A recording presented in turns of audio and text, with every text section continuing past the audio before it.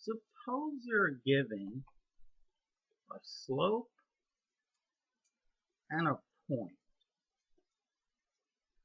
You can generate an equation of a line. The slope tells you how steep it is. It may be that slope, it may be this slope, it may be that slope. And if it's that slope, for example, and you're given this point, then it must be that one. Now, given a line that has some slope, the slope is M. The slope is M.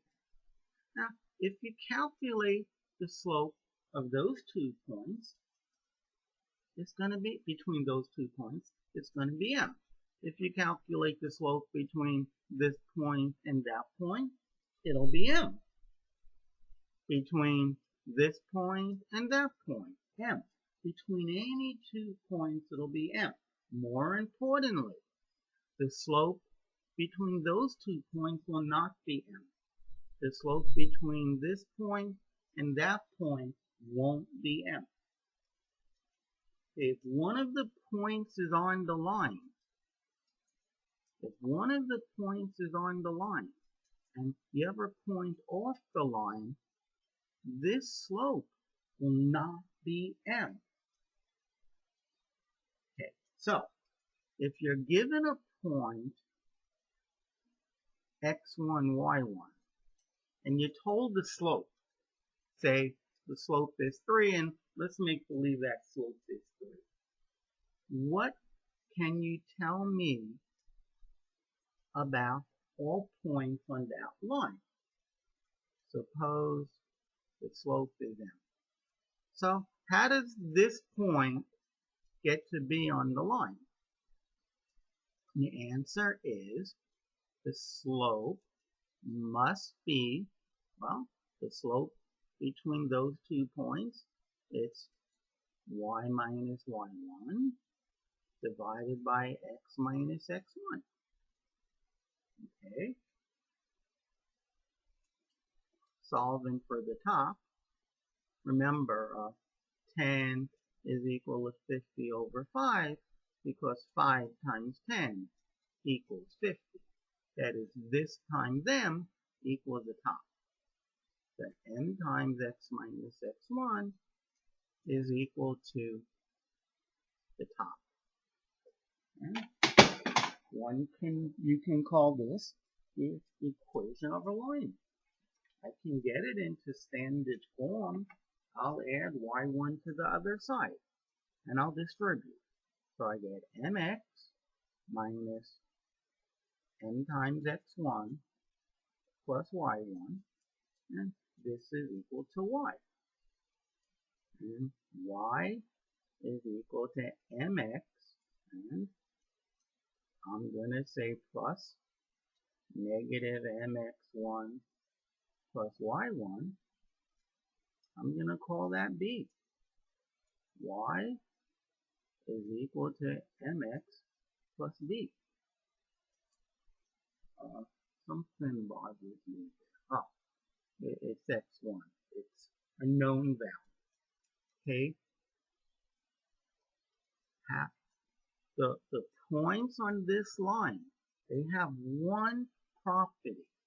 If you take this point and any other point, that slope will be 1. So that's why I pick a general point, and I say this point gets to hang out on the line if that point and the given point have a slope of m. This set of all xy's where the slope between xy and the given point is the given m. For example, if you're given 7, 2 as one point, and the slope is 2. Well, how does xy get to be on the equation? Well, y minus 2 divided by x minus 7, it better be 2. 2 times this must equal the top. 2, what was that all about? Distributing the 2, we get 2x minus 4. While I'm at it, let me bring that 2 over, that negative 2 over, equals what? Writing y first, y is equal to 2x, negative 4 or minus 4 plus 2 is minus 2. Okay, you double x, and you take away 2, and you'll get y. But that doesn't look, ooh, did I really mess this up? I didn't divide by x minus the x value. Sorry. I did not divide by x minus the x value. I didn't do this minus that. Okay. So 2 times this, it must equal the top. So 2x minus 14, let's bring over that minus 2 is plus 2, is equal to y.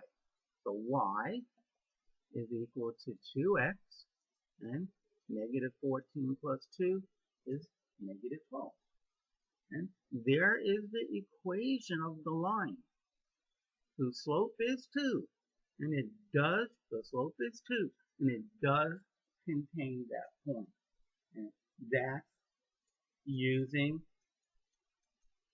the definition of a slope.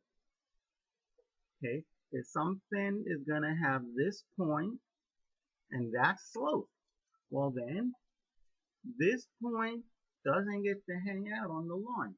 Why? Because this slope is not m. This point doesn't get to be on the line because the slope of this is not m. But this point does, because the slope of that line is m. It's the set. So here, when you have this, how do you describe the line? It's the set of all points whose slope between these 2 points is 2. And that's just what I did. I used the definition of a line to get the equation of it. There are other methods, but I just wanted to use the definition.